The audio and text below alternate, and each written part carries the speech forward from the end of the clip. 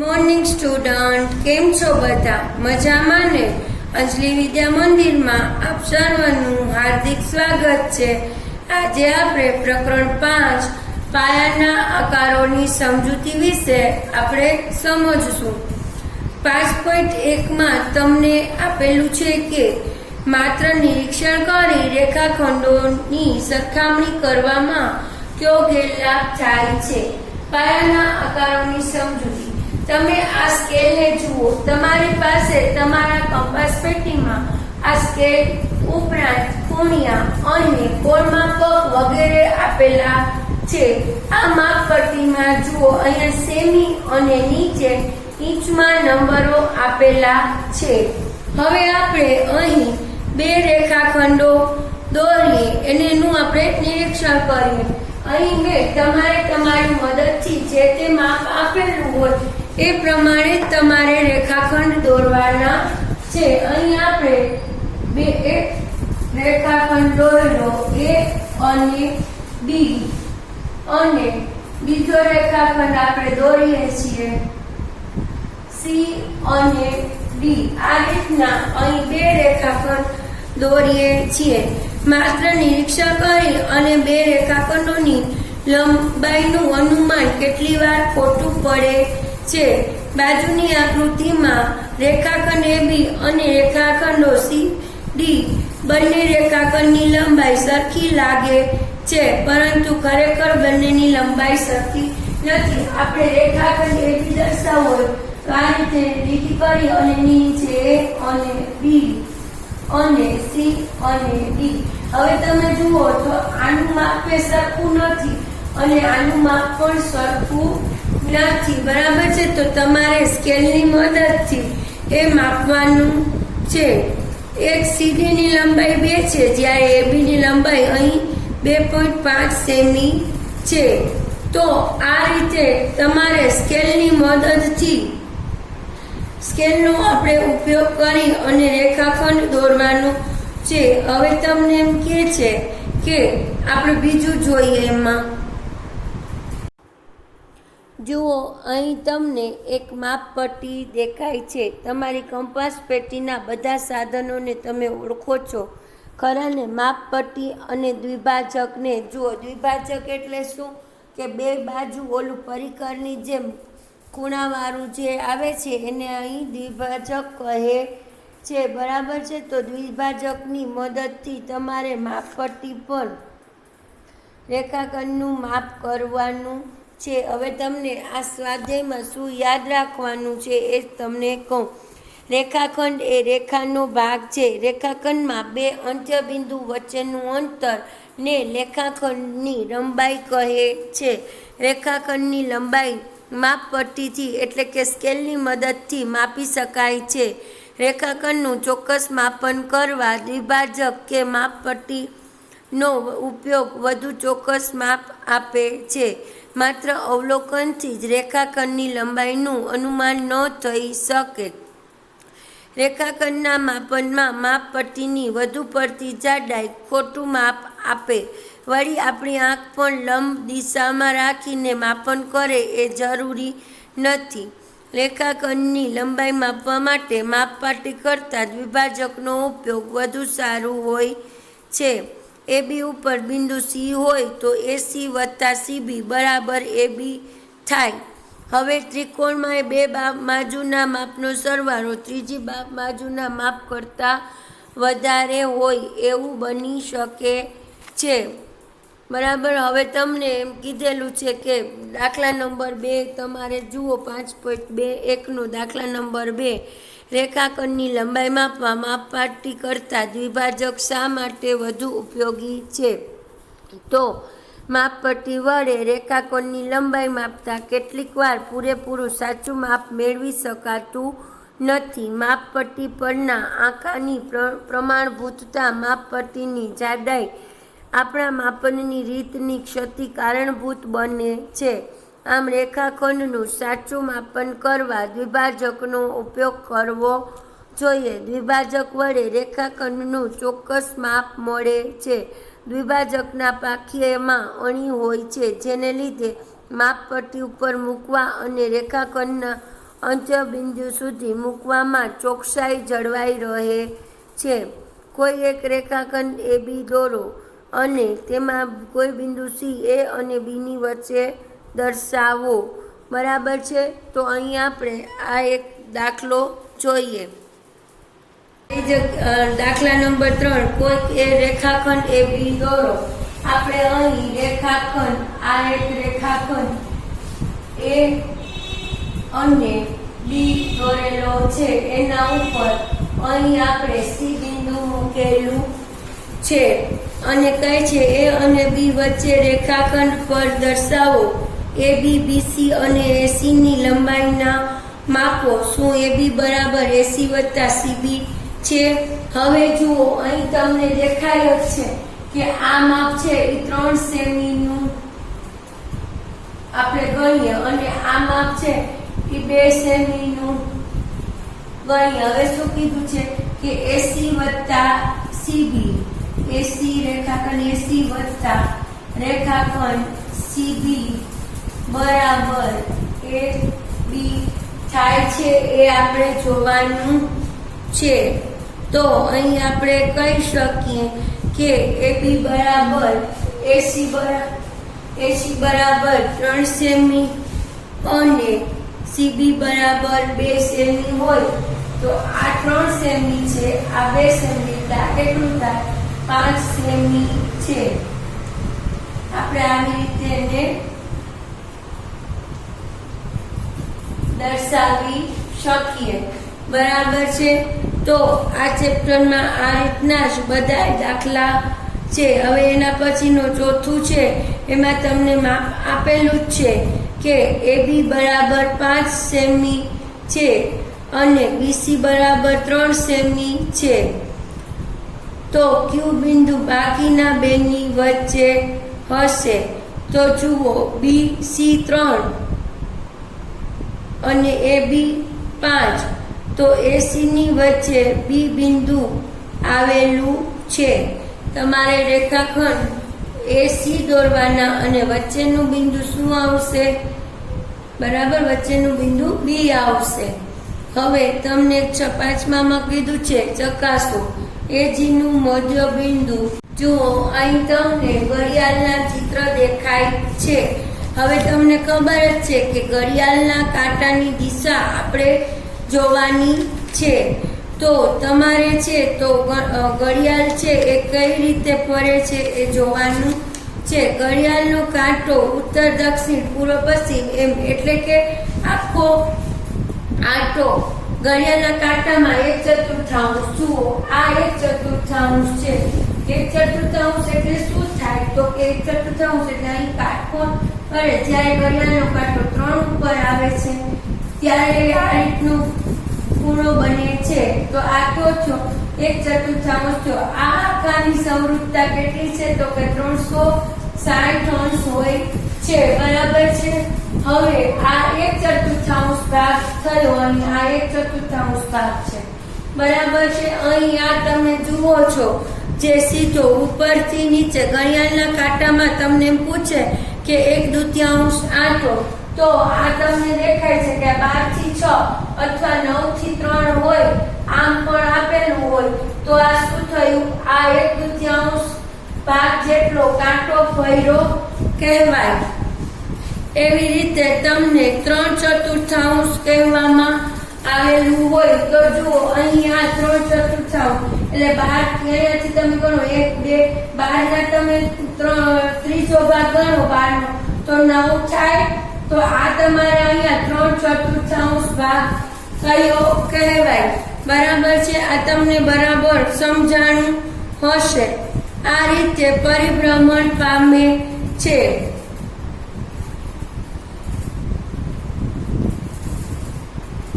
એ રીતે તમારે જે અલગ અલગ કાંટાના માપ આપેલા હોય તો તમારે આ રીતે આકૃતિ દોરી અને તમારે એ દર્શાવવાની છે. હવે તમને ખબર જ છે કે આપણે ઘડિયાળના કાંટાની દિશામાં તો જો ઉપરની તરફ છે એ ઉત્તર આવશે, નીચેની તરફ દક્ષિણ. બરાબર છે. જમણી બાજુ પશ્ચિમ અને ડાબી બાજુ પૂર્વ આવે છે. હવે એ પ્રમાણે આપણે ઘડિયાળના કાંટા દિશામાં અંતર ફેરવીએ એટલે જો આ છે એ આમ જાય, આ બાજુથી આમ જાય એટલે કઈ દિશામાં, તો કે દક્ષિણ દિશામાંથી થઈ અને પશ્ચિમ તરફ આ રીતે એનું ખૂણાઓ બનશે, બરાબર છે. એટલે પૂર્વ દિશામાં રો રાખી અને ઘડિયાળના કાંટામાં એક આખો આંટો અને બીજો અડધો આંટો ફરે એટલે એક આખો આંટો અને બે કાટખૂણા જેટલા આંટો પડે એટલે આપણી સામે પશ્ચિમ દિશા આવી જાય છે, બરાબર છે. આ ઘડિયાળના કાંટાનું થયું. હવે તમને સ્વાધ્યાય, હવે જુઓ તમને એક ત્રિકોણ બારું બાકી છે એ સમજાવી દો કે 5 ત્રિકોણ દોરી તેમની બાજુઓની માપની સ્થિતિ ચકાસો કે કોઈ પણ બે બાજુના માપનો સરવાળો હંમેશા સરખો ત્રીજી બાજુ કરતા વધુ હોય છે. તો અહીં આપણે આ તમને પેલા બરાબર સમજાઈ ગયું છે ને. હવે આપણે ત્રિકોણનું જોઈએ કે ત્રિકોણની બે બાજુનો સરવાળો નું માપ ત્રીજી બાજુ પર જેટલું હોય છે અથવા તેથી વધારે હોય છે. તો અહીં આપણે ત્રિકોણ દર્શાવીએ. જુઓ આ એક ત્રિકોણ છે, બરાબર છે. અહીં આપણે ત્રિકોણ ABC દોર્યો. હવે આ A થી B નું માપ અને B થી C નું માપનો સરવાળો A થી C જેટલો છે એ આપણે તપાસ કરવાની છે. BC નું માપ 2 સેમી અને AC નું માપ 4 સેમી છે, બરાબર. AB નું 3 સેમી, આ A થી B નું અહીં 3 સેમી માપ આપેલું છે. B થી C નું 2 સેમી માપ છે અને આ છે એ 4 સેમી માપ આપેલું છે. તો તમને ખબર પડી જાય કે જો AB વત્તા BC કરીએ તો અહીં 3 સેમી AB વત્તા BC બરાબર AC. તો એમ થશે નહીં, કારણ કે અહીંયા કેટલા છે 3 સેમી છે. BC બરાબર કેટલા છે 2 સેમી બરાબર 5 સેમી. અહીંયા માપ કેટલું આપેલું છે 4 સેમી માપ આપેલું છે.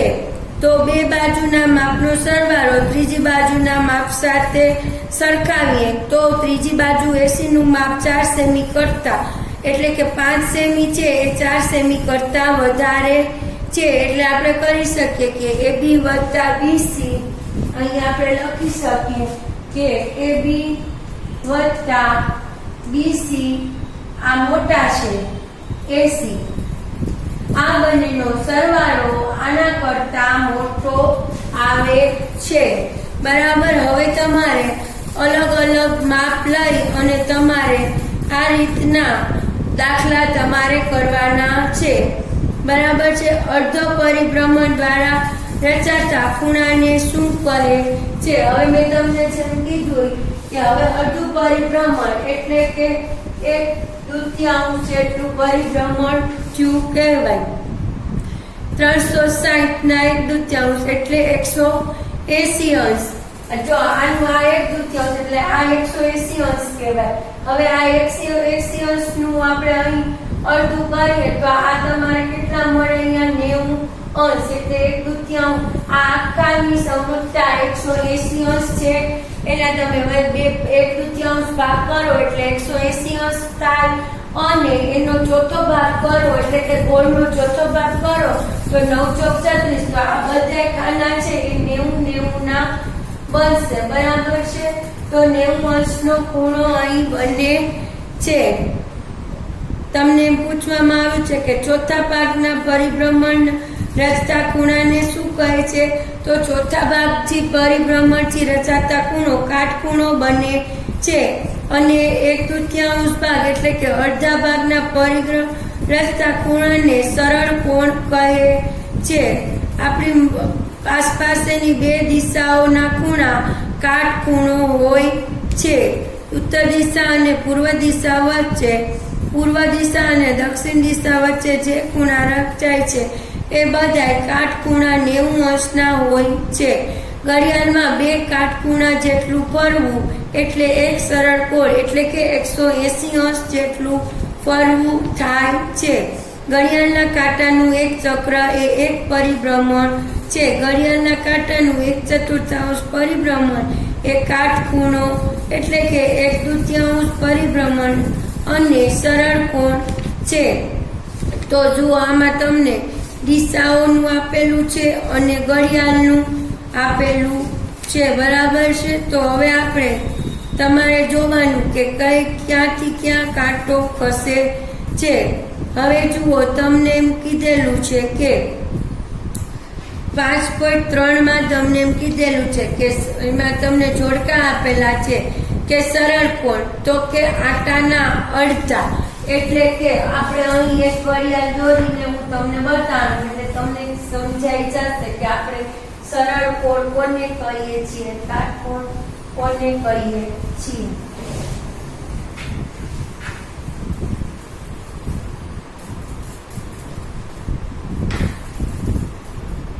જુઓ, આ એક આપણે ઘડિયાળ દોરેલું છે. આ આખાનું માપ થશે 360 અંશ. બરાબર. અહીંયા આપણે લખીએ 12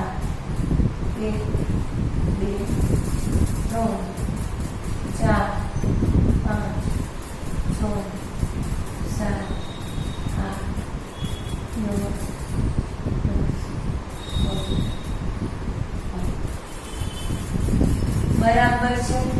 હવે તમને એમ કહેવામાં આવે કે સરળ કોણ કોને કહે, તો કે આટાના અડધા. એટલે કે 12 થી 6 અથવા 3 થી 9 આ રીતનું જે કાંટો બને તો આ શું થયું? સરળ કોણ બન્યું.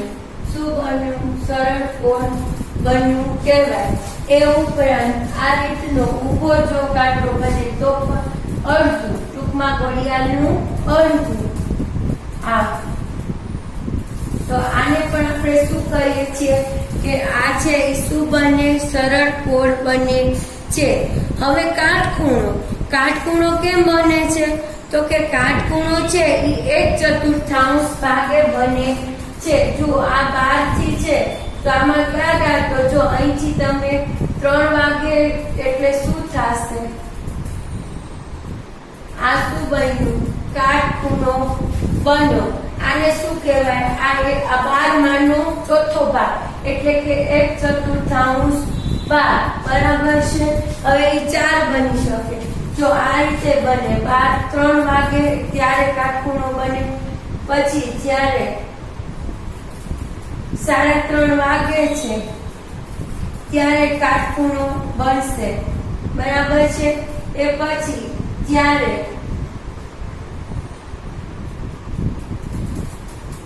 6:45 વાગે ત્યારે પણ અહીં કાટખૂણો બને છે. બરાબર. અને જ્યારે 9 વાગે અથવા તો જ્યારે 9 વાગે ત્યારે પણ કાટખૂણો બને છે. પણ આ ઘડિયાળમાંનો આ કેટલામો ભાગ થયો? તો કે ઘડિયાળમાંનો 3/4 ભાગ. 1 ભાગ એટલે 3, 2 ભાગ એટલે 6, 3 ભાગ એટલે 9 અને 4 આખો ભાગ એટલે 12 પૂરા વાગ્યા. એક આખો આંટો ફરી જાય છે. આ રીતે એમાં દર્શાવવાનું છે. હવે શું કીધું છે કે લઘુકોણ. લઘુકોણ કોને કહે? તો કે આટાના 1/4 ભાગથી નાનો. જો આ 1/4 હવે એથી નાનું હોય તો એને આપણે લઘુકોણ. આપણે અગાઉ તમે જોઈ જ ગયા છો કે 90 અંશથી નાનો ખૂણો હોય તો એને આપણે શું કહીએ? લઘુકોણ કહીએ છીએ. જુઓ, આ નાનું થાય તો આને શું કહેવાય? લઘુકોણ. હવે આમાં તમને એમ કે ગુરુકોણ. તો ગુરુકોણમાં શું થાય? તો કે 90 અંશના ખૂણાથી મોટું થાય તો એને ગુરુકોણ કહે છે. જો અહીંયા શું બને? ગુરુકોણ બને છે. બરાબર.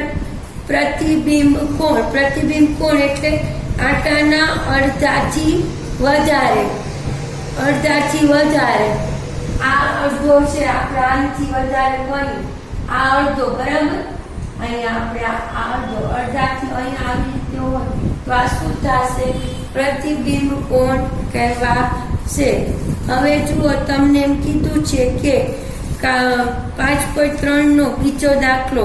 દર્શાવેલ ખૂણાના માપને કાટકોણ, લઘુકોણ, ગુરુકોણ, સરળ કોણ અને પ્રતિબિંબ કોણના વર્ગીકરણ કરો. તો જુઓ, પેલું તમને શું દેખાય છે? નાનું જ છે. તો એ શું છે? લઘુકોણ છે, કારણ કે એનું માપ છે એ ઓછું છે. પછી બીજા ખૂણાનું માપ તમને ખબર જ પડી જાય કે એ ગુણુકોણ છે. પછી જે ટી વાળું આપ્યું છે તો એ કેવું છે? કાટકોણ છે. પછી ડી માં છે એ પ્રતિબિંબ, આપેલ ખૂણાનું માપ સરળ કોણ કરતા વધારે છે, અડધા કરતા વધારે છે. સરળ કોણ. પછી ઈ છે એ સરળ કોણ છે. જુઓ, એમાં સીધે સીધું અડધું આપેલું છે. આપેલ ખૂણાના માપ 2 કાટખૂણા જેટલું છે. લઘુ કોણ છેલ્લું જે છે એફ, એમાં એમનું જે છે એ લઘુ કોણ છે. કોઈ પણ ખૂણાનું માપ કોણમાપકથી આપણે માપી શકીએ છીએ. કોણમાપક તમે જોયું જ હશે. કોણમાપક વડે 0 થી 180 સુધીના ખૂણાનું માપ જાણી શકાય છે. તમને ખબર જ છે, લઘુકોણ એટલે 90 અંશથી ઓછું, ગુરુકોણ એટલે 90 અંશથી વધારે અને કાટખૂણો એટલે 90 અંશ જેટલું હોય છે. સરળ કોણનું માપ પણ 180 અંશ અને પ્રતિબિંબ કોણનું માપ 180 થી વધારે હોય છે. ઘડિયાળમાં ક્રમિક 2 અંકો વચ્ચે ઘડિયાળના કાંટાઓ વડે બનતા ખૂણાનું માપ 360/12. જુઓ, અહીં 12 અંક છે એટલે 360/12 આપણે 12 કરીએ એટલે 30 અંશ 30 ના ખૂણા બનશે. બરાબર છે. તો અહીં તમને હવે આપણે સ્વાધ્યાય 5.4 ના પેલું કહ્યું છે કે કાટખૂણો અને સરળ કોણનું માપ એ તમને જવાબ આવડશે જ. બરાબર છે. હવે તમારે એમાં લઘુકોણથી ઓછા માપને શું કરે? લઘુકોણનું માપ 90 અંશ કરતા નાનું છે. તો એ તમારે જાતે પ્રયત્ન કરવાનો છે. બરાબર છે. હવે તમારે જુઓ, એમાં તમને કોણમાપકની મદદથી તમારે તમારી આંખો વડે જોઈ અને અનુમાન કરી કાટખૂણિયાની મદદથી સાચા માપ શોધીને લખવાના છે. પછી જુઓ, ઘડિયાળમાં માપ આપેલું છે. જુઓ, એમાં શું કીધેલું છે કે ઘડિયાળમાં 9 વાગ્યા છે. 9 એટલે 9 થી 12 વચ્ચેનો ભાગ એટલે 3. ઘડિયાળમાં કુલ કેટલા ભાગ છે? 12 ભાગ છે. તો 12 ભાગમાંનો ત્રીજો ભાગ એટલે 3 ગુણ્યા 30 એટલે 90 અંશનો ખૂણો બનશે. બરાબર છે. તમારે આકૃતિ સમજાવવાની છે.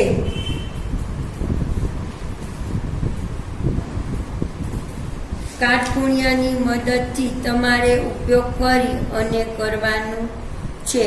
હવે જુઓ, તમને સ્વાધ્યાય આપણે 5.4 દાખલા નંબર 11 આપેલો છે. દરેક ખૂણાના માપનું વર્ગીકરણ કરો. તો જુઓ, એમાં તમને એક આખી એક આકૃતિ દોરેલી છે. આપણે અહીંયા સમજીએ.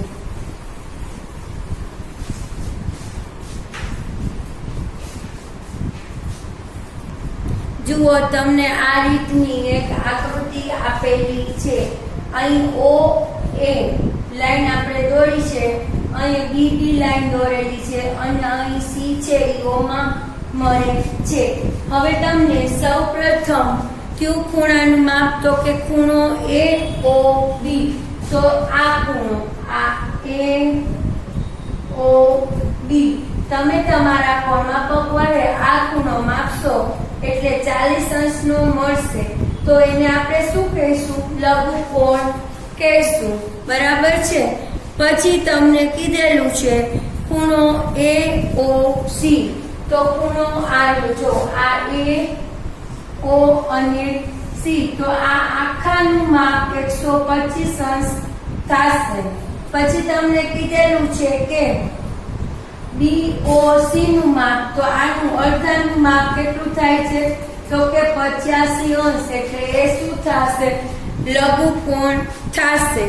પછી તમને કીધું છે DOC. તો જુઓ, અહીં DOC સી છે કે એ છે DOC. તો જો DO અને C એટલે કે આ, તો આ શું થાય છે? ગુરુકોણ થાય છે. કેટલા અંશનો થાય છે? 95 અંશનો થાય છે. પછી છે DOA એટલે કે આ DOA, તો એ કેટલા છે? 140 અંશનો બને છે, એટલે એને શું કહેશું? ગુરુકોણ. અને D અને B, DOB છે એ શું બનશે? સરળ કોણ બને છે, જે 180 અંશનું છે. બરાબર છે. તો અહીં આપણે આ સ્વાધ્યાય આપણે અહીં પૂરું કરીએ છીએ. બરાબર છે. હવે તમારે તમારા